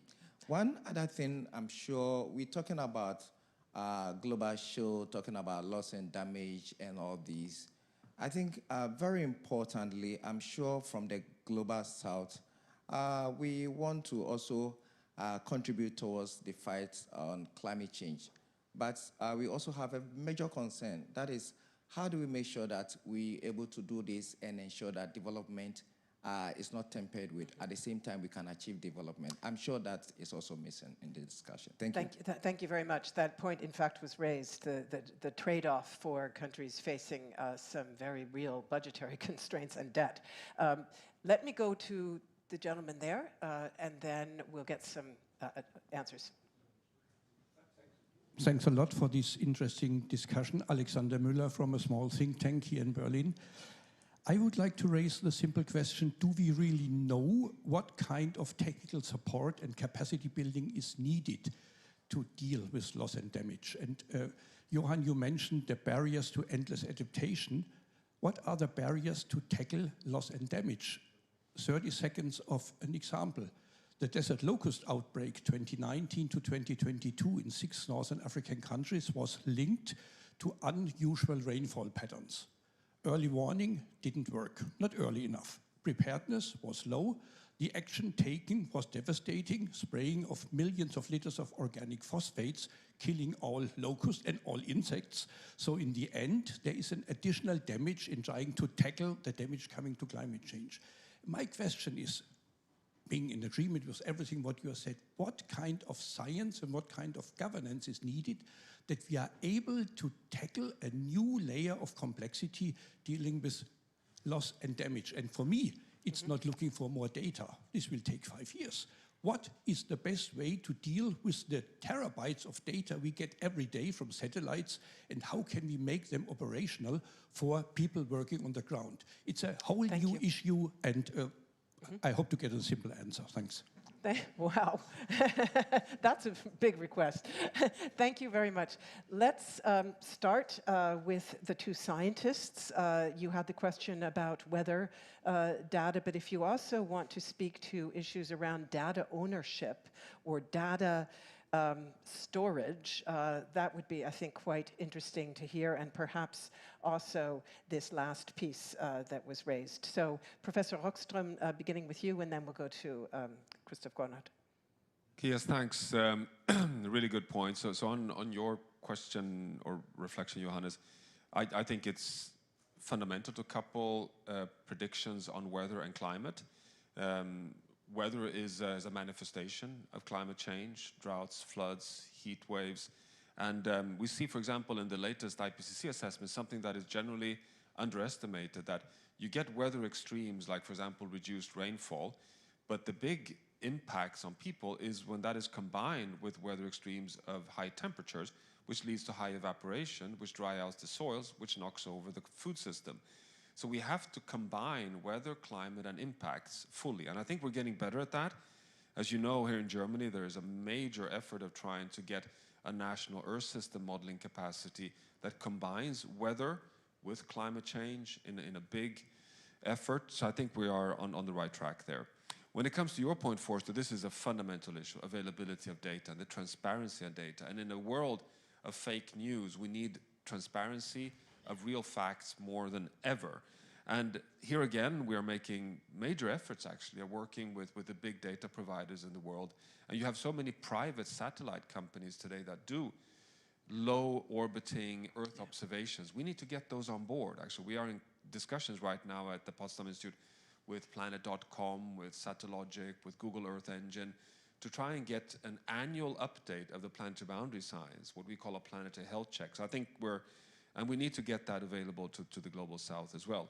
And of course, Alexander, great to see you, by the way, long time. And well, I think your question is not possible to answer in a simple, there's no simple answer to that. I think Svenja Schulze just whispered in my ear when you were speaking, it's about resilience building, and it is. It really is. It is about an integrated approach. It's about recognizing that we have multiple faceted, complex issues. You cannot do just climate mitigation or energy transition in isolation. You have to look at disease, food, fresh water, health, human capacities are absolutely fundamental. Social agency, we know, is key for dealing with vulnerabilities. And I think we simply have to embrace complexity. Good answer, isn't it? Thank you very much. So I will go to Professor Gonot and then let the minister speak to the point of resilience. Go on. Yeah, thank you very much for this question. I think it's a very important question, in particular on the weather and climate data. And you're fully right. We need more data here, and at the same time, we are also recognizing that, particularly on the African continent, in many African countries, the number of weather stations is substantially declining in the last 20, 30, 40 years.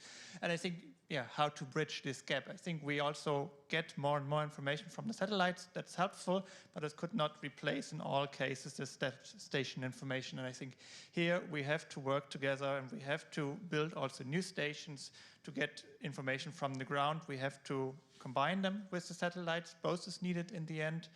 And I think it's also important to go beyond and also say, okay, we have this weather information, but I think we should also connect them to the communities, so also to the socioeconomic data which we collect.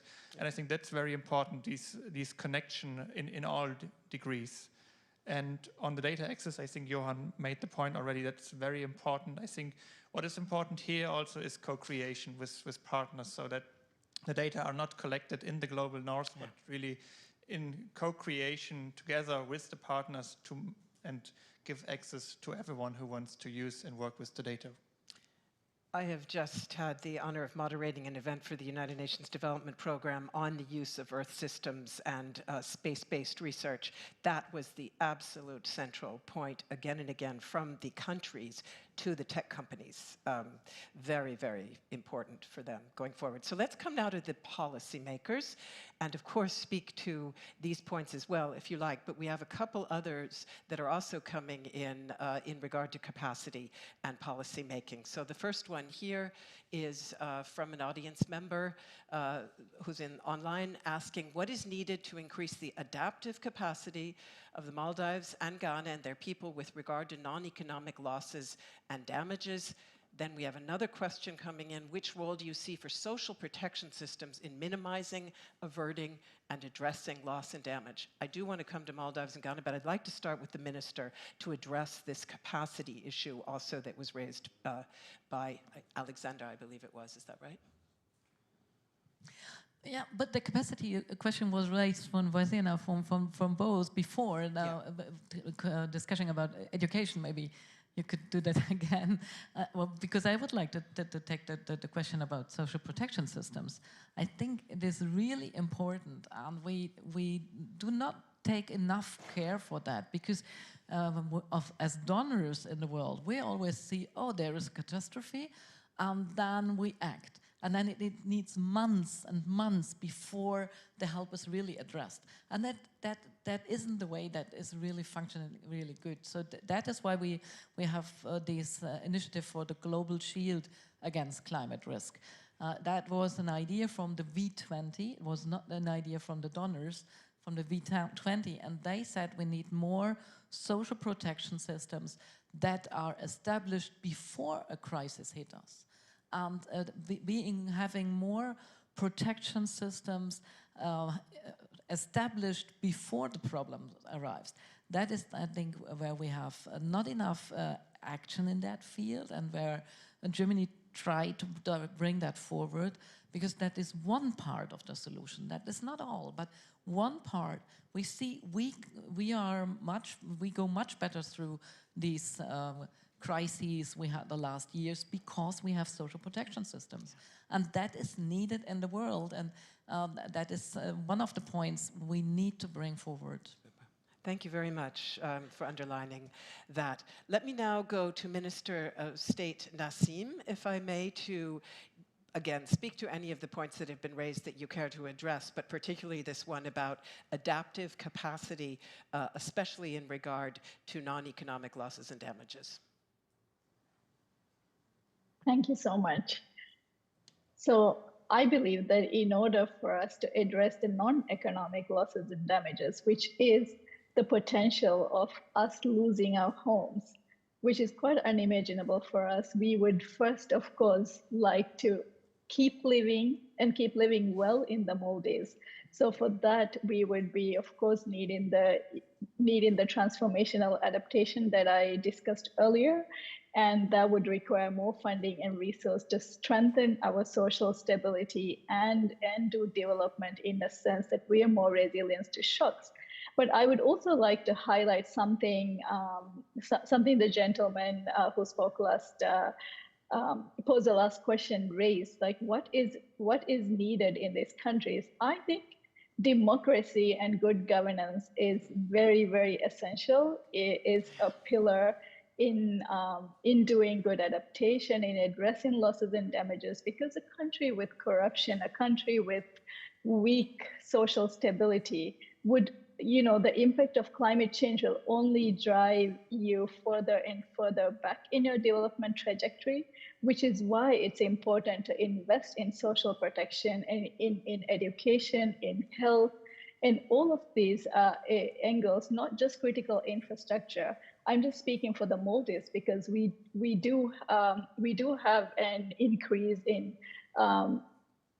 religious extremism, for instance, and we have other issues which makes us more vulnerable in a sense. So in the sense that we have to use the limited fiscal space we have, the budget, our national budget, more on addressing these issues. And when climate change impacts hit, we keep using our national budget more and more on addressing the disasters, which could otherwise be used to invest in education, in health, and other areas that strengthen our resilience. So this is why good governance, democracy, and all of this is really important in the whole conversation of building resilience to climate change. Thank you. Thank you very much. That, of course, also the point that was raised by Foster a little bit ago. So let me come now to Ms. Asamoah Ochiere also to speak to this. You also mentioned that very difficult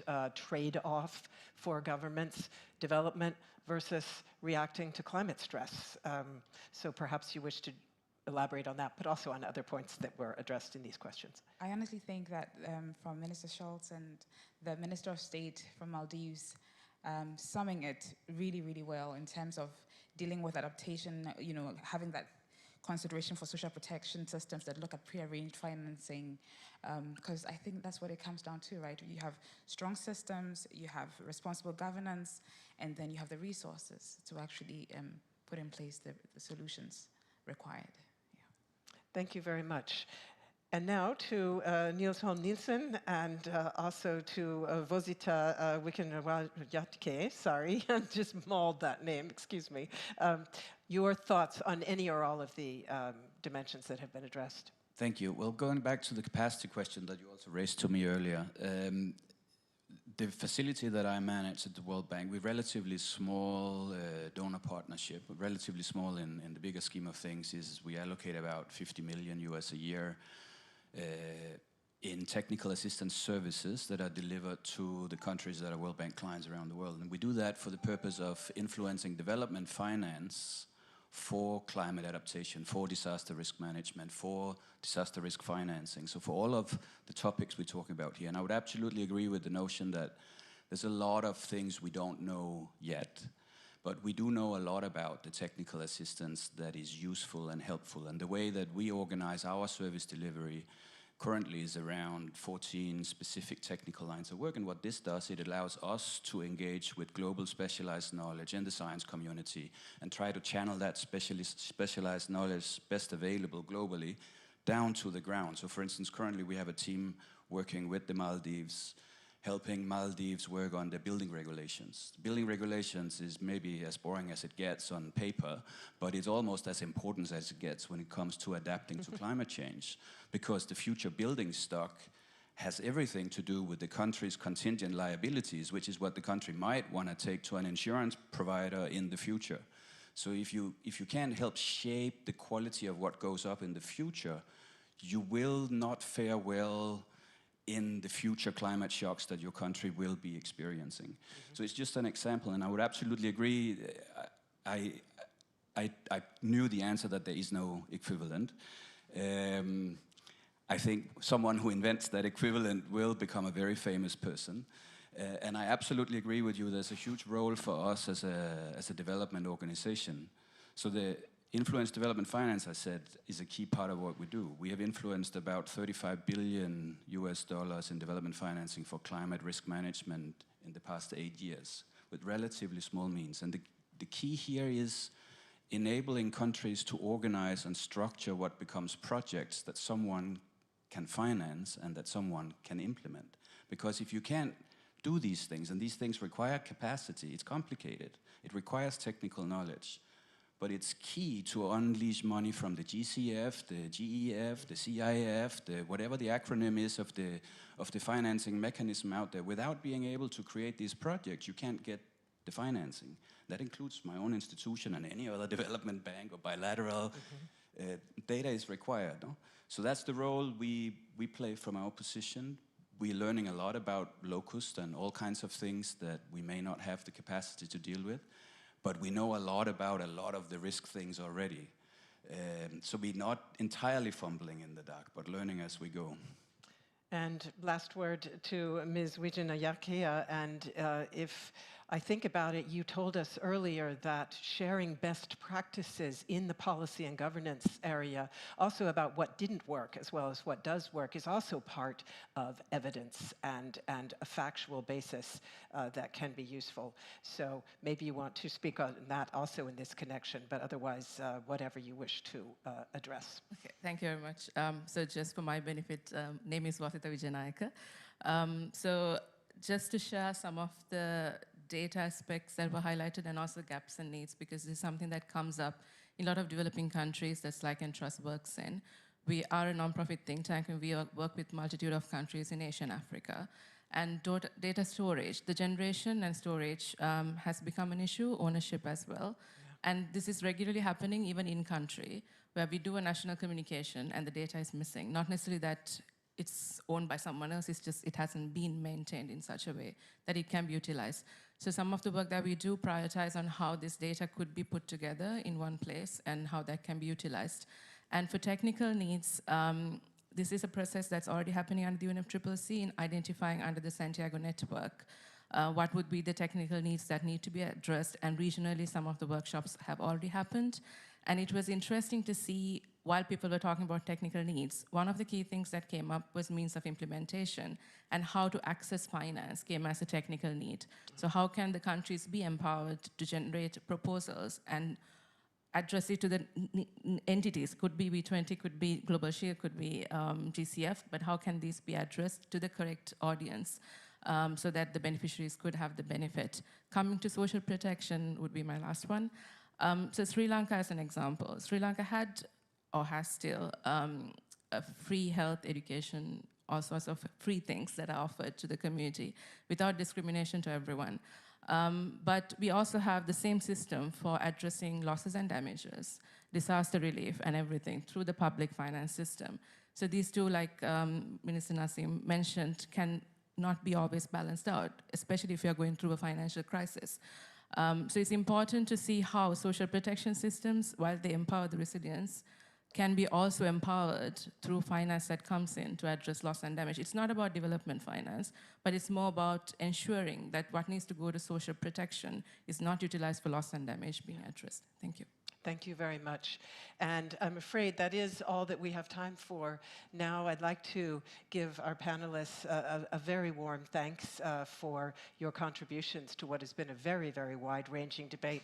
Let us save our applause till later on. I'm going to also ask you to please remain on the stage, if you would, because I do want to come back to Minister Schulze and Professor Rockström now to share some closing thoughts. So, dear Minister, what will be the main messages that you will be taking with you, and how do you see the implications of what we've heard here today for future policy deliberations on loss and damage? I think it is very important to think about the relationship between science and politics, because there is always a phrase that is shouted here on the streets: listen to the science. But there is no the science. Science is developing new ideas new knowledge every day.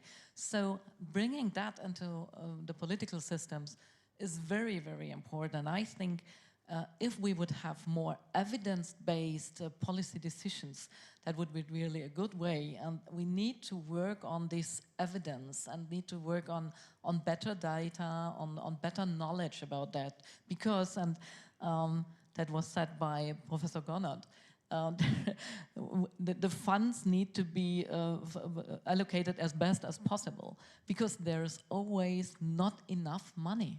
We need to take decisions about that, and having best available data for that, for us, but not only for the donor countries, also, and that was here the discussion before, also for the developing countries. They need the data in the right way, that they can work with that they have the right access to it. And that is also so very, very important. And knowing more about what is related to climate change and what is destructive general climate phenomenon is also important, because of the discussions about money.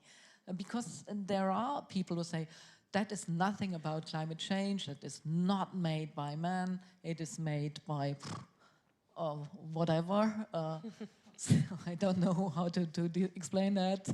I can't understand that, but having more data, having more research where we can say, okay, that is climate change related, and that other phenomena that we have also before, that I think that would help. That does not mean that we need that the people don't need help. They also need help, and that is what is needed. But having more evidence on that would also be helpful. My last point, I think this overarching goal of a global shield against climate risk is very important. And not only fighting against the effects of climate change, but having a better life for the people who are affected. And that is what is needed. You mentioned that before here in the discussion, having more resilience for the societies. That is about good governance, as the minister said. It is about also social protection systems and building that, bringing that forward. Okay, there's also money needed for, but I think that is a really good invested money. And the World Bank and ILO are working on that. We have very good getting together there. That needs to be a topic that is more in the forefront than it is today. Thank you very, very much. And over to Professor Rockström now for your closing reflections. Thank you. I think there are two overarching themes that I think are really important to have with us, irrespective in what part of the whole climate agenda we operate in. And one is, which I think it's very seldom to come to an event that really puts right at the center stage an integrated discussion on mitigation, resilience and adaptation, and limits to adaptation and loss and damage, to have that continuum. We tend to silo ourselves, and I think that's a very important conclusion, to try to break that. COP28 has to be a negotiation where we get action on mitigation to avoid unmanageable loss and damage, while also raising how we operationalize loss and damage so we get the compensation schemes in place. But we cannot get stuck on loss and damage and lose sight on the mitigation. I think this discussion has been very rich on that. The second insight is just to recognize that we are deep in the climate crisis and the urgency is now. And that is coming up time and time again, that we from the scientific community, together with policy, communities, civil society and business, must be able to act on two speeds. There is the urgent speed of really trying to be very pragmatic, finding practical solutions, act on the ground, while at the same time recognizing the complexity, the value of investing in science, of getting the big data, the methods, the attribution. Let me just raise that one issue we've not discussed today, is that even if we have the perfect science, we can get a perfect quantitative evidence based on attribution on every extreme event in the world. Wouldn't that be just amazing? You know, Maldives can say directly, I'm sending this invoice because now I know you did it. But what's the size of the invoice? What amount of money will you put on that charge?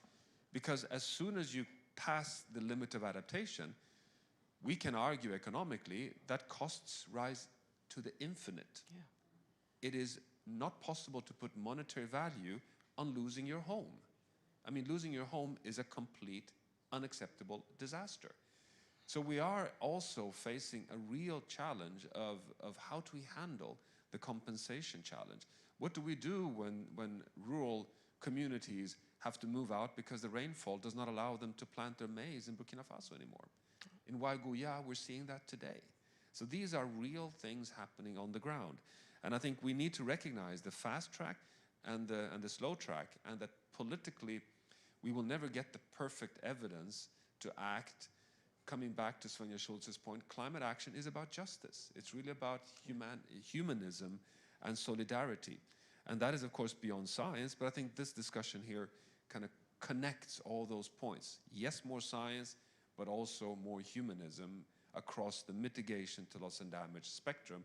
And I think that gives a lot of, let's say, more profound reason for action.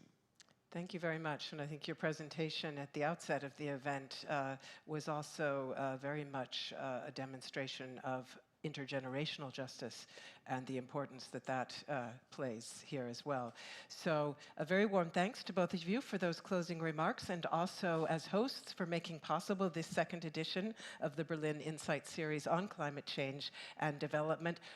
Warm gratitude also to all of the panel for your very, very valuable contributions to the discussion.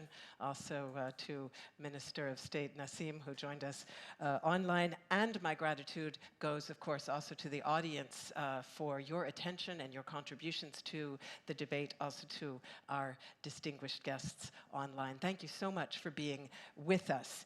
If you are here live with us in the room, on behalf of our hosts, it's my pleasure to invite you to continue the conversation now in the ministry's cafeteria, which is on the same floor, just right back there. And by the way, everything that's happening in there is fully sustainable, and that also applies to our event as a whole. We are largely paper-free, and you can also return your badges to be recycled. So with that, I will say that I wish everybody good further conversations. Thank you so much for being with us. Now we can give them a warm round of applause, if you would, please.